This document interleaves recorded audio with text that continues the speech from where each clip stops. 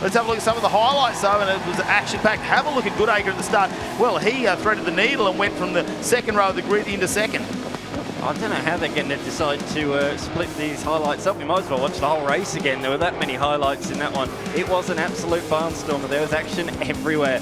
Emery, that was the first touch that we saw that damaged a couple of the pins, and there were more to come as he had a look trying to get past John Goodacre early in the race for position number 2. He did so successfully up the inside at turn 10. That was a real clinical, nicely made move. It was not so simple getting past Studded. There's a little touch here, and then a couple of laps later, a more significant one. He tried to show the nose at turn 3. It was great racing between the pair at this point in time.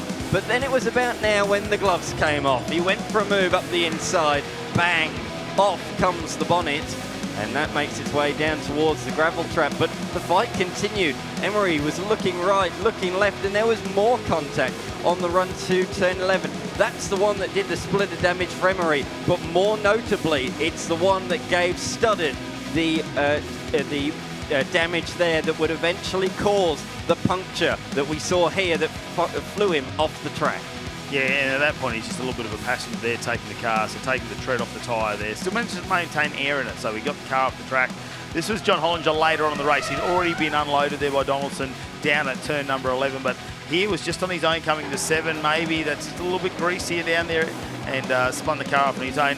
Finally, it came down to these two cars fighting it out for the podium. They were the two left at the front, really, at the moment. Yeah. And it was Goodacre leading in the 66 over Taunton, who'd come from rear of field. So it was a good race from him. I feel like Goodacre knew early on Emery had the speed and just made a little bit of room, because potentially he could have been the one with something bent on the rear. And I'd like to know what it was that actually got bent under that, whether it was a bit of panel work, whether they've got some bar work under there that holds the panels on. So we'll do a bit more investigations down there. But great first race for the day